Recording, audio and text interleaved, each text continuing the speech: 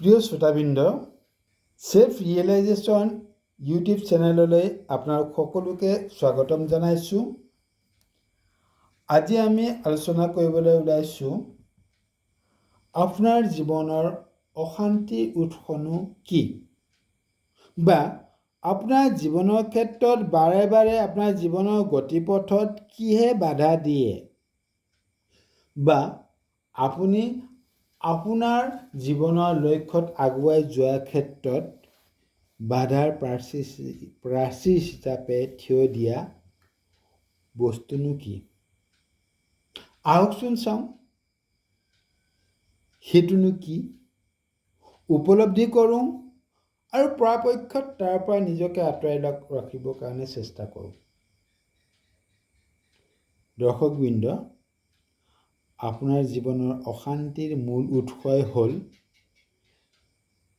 একঘামি, হতাশা, বিৰক্তি আৰু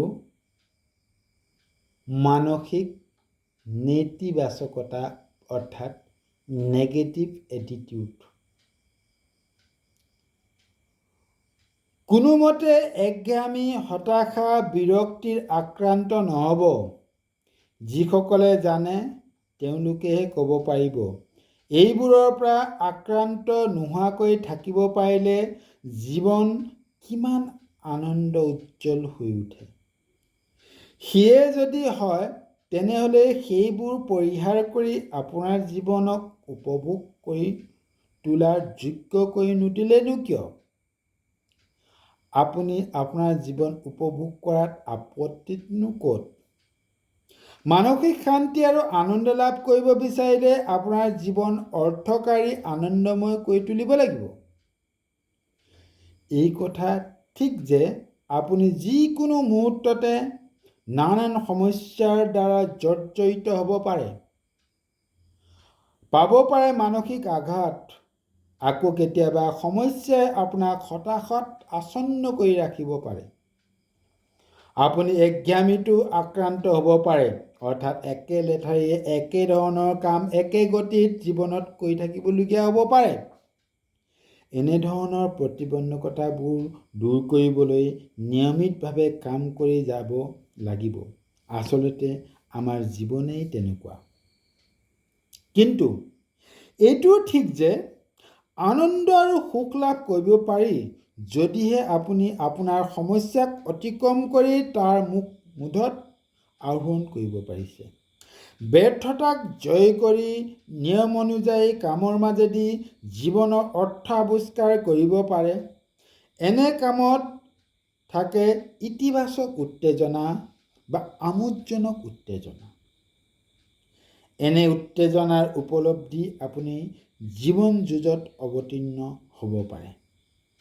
যিসকল ব্যক্তি সঁচাকৈয়ে শৃংখলাপৰায়ণ, যিসকল ব্যক্তি পোনপটীয়া চিন্তাত পাৰদৰ্শী, যিসকলৰ নিজৰ ধ্যান ধাৰণাত নিয়ন্ত্ৰণ থাকে, যিসকলৰ আমোদজনক বা উত্তেজনাপূৰ্ণ প্ৰেৰণা থাকে, তেওঁলোক কেতিয়াও একঘামিত আক্ৰান্ত নহয়।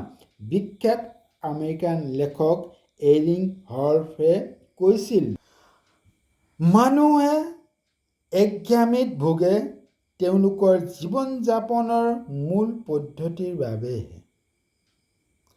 সেয়েহে আমি চেষ্টা কৰা উচিত যে নতুন উদ্দীপনাৰে উজ্জীৱিত হৈ নতুন জীৱন শক্তিৰে আমাৰ জীৱন যাত্ৰাক সুশৃংখলিত কৰি তোলা।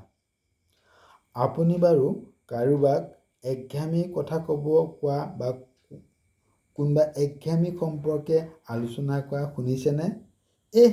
একেখিনি একেখিনি কামকেনো আৰু কিমান দিন কৰি থাকিম? তেওঁলোকে বাৰু কয় নেকি ই জীৱন অৰ্থহীন? ডক্টৰ ডনাল্ড কাৰ্টেজে তেওঁৰ এখন বিখ্যাত কিতাপত কৈছে যে তেওঁ ৰোগীৰ পৰা সদায় নানান ধৰণৰ হতাশাব্যঞ্জক বা হতাশাগ্ৰস্ত কথা শুনে। তলৰ শাৰীবোৰ পঢ়কচোন।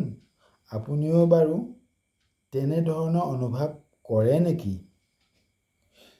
জীৱনে মোৰ ওচৰত তাৰ মূল্য হেৰুৱাই পেলাইছে। জীৱনৰ প্ৰতি মই বিৰক্ত হৈ উঠিছোঁ। জীৱনে মোক আৰু কোনো সুখানুভূতি জগাব নোৱাৰে। সি মোক পদে পদে অশান্তি দি আছে। তাৰ অত্যাচাৰত মই কোঙা হৈ পৰিছোঁ। মই একঘামিত আক্ৰান্ত। সকলোৱে মোক ভয় দেখুৱায়। দৈনন্দিন সকলো কামৰ মাজতে মই অসুস্থতা বা ক্লান্তিবোধ কৰোঁ। মোৰ জীৱন সেই আগৰ দৰে গতানুগতিকতাময়। যদি আপুনি এনেধৰণৰ ভয়ংকৰ নৈৰাশ্যক বা ঋণাত্মক চিন্তাত আক্ৰান্ত হৈছে, তেনেহ'লে আমাৰ জীৱন স্থবিৰ হৈ পৰিব, অৰ্থাৎ আপোনাৰ জীৱন আৰু স্থবিৰ হৈ পৰিব। মানসিক অশান্তিয়ে আমাক খেদি ফুৰিব বা ঘেৰি ধৰিব। তেনেধৰণৰ ঋণাত্মক চিন্তাই আমাৰ জীৱন ধ্বংস কৰি পেলাব পাৰে। কিন্তু এটি বক্তব্য মনত ৰাখক, আমাৰ জীৱন ইমান বেছি দুৰ্বল নহয় যে আমাক জীৱনৰ প্ৰতিবন্ধকতাই কোঙা কৰি পেলাব। দৰাচলতে মনুষ্য জীৱন অত্যন্ত শক্তিশালী। মানুহে ইচ্ছা কৰিলে জীৱনৰ প্ৰায় সকলো ধৰণৰ প্ৰতিবন্ধকতাতে জয় কৰিব পাৰে। তাৰ বাবে প্ৰয়োজন প্ৰবল আত্মবিশ্বাসৰ, প্ৰবল আত্মশক্তিৰ। বহু মানুহে নিজৰ জীৱনক বেছি সজীৱতাৰে পৰিপূৰ্ণ কৰি ৰাখিব পাৰে। কোনো ধৰণৰ হতাশাই তেওঁলোকৰ জীৱনত প্ৰৱেশ কৰিব নোৱাৰে। সেয়েহে তেওঁলোক নিত্যও নতুন নতুন জীৱনসংগী পাব পাৰে। জীৱন তেওঁলোকৰ বাবে এক মধুৰ অমৃত পাত্ৰ। এই পাত্ৰ কেতিয়াও খালী নহয়। ফলত আপুনি তেওঁলোকৰ কণ্ঠত শুনিবলৈ পাব এনেধৰণৰ অসাধাৰণ উক্তি, যাৰ মূল্য অপৰিসীম। জীৱন এটা দুৰ্দান্ত প্ৰক্ৰিয়া, সঁচাকৈ দুৰ্দান্ত। জীৱন এক ৰহস্যময়। জীৱন এক উত্তেজনাপূৰ্ণ। জীৱন এক আমোদজনক। জীৱনৰ সকলো কথাই মহৎ, সঁচাকৈ মহৎ। জীৱনে মোৰ প্ৰতিটো কথাতে ইতিবাচক সঁহাৰি দিয়ে। জীৱনে মোক অসীম সুখানুভূতি প্ৰদান কৰিছে। জীৱনৰ প্ৰতি মোৰ কোনো ক্ষোভ নাই, বৰং মই তাৰ প্ৰতি কৃতজ্ঞ। মই উৎফুল্লিত, সঁচাকৈ মই উৎফুল্লিত। কি হ'ল? আপুনি একঘামিত আক্ৰান্ত নেকি? যাওক, মোৰ সৈতে ধেমালি নকৰিব। সুশৃংখলভাৱে জীৱন যাপন কৰিলে আপুনি কেতিয়াও কোনো একঘামিত আক্ৰান্ত নহয়। আপুনি যদি একঘামিত আক্ৰান্ত হ'ব নিবিচাৰে, আপুনি যদি হতাশগ্ৰস্ত হ'ব নিবিচাৰে, তেতিয়াহ'লে মই এইমাত্ৰ কোৱা কথাখিনি আপুনি উপলব্ধি কৰক। জীৱনটো উপভোগ কৰিবৰ কাৰণে প্ৰয়াস কৰক। দেখিব আপোনাৰ সকলো বাধা, সকলো প্ৰতিবন্ধকতা, সকলো সমস্যা নিমিষতে শেষ হৈ গৈছে। প্ৰিয় দৰ্শক,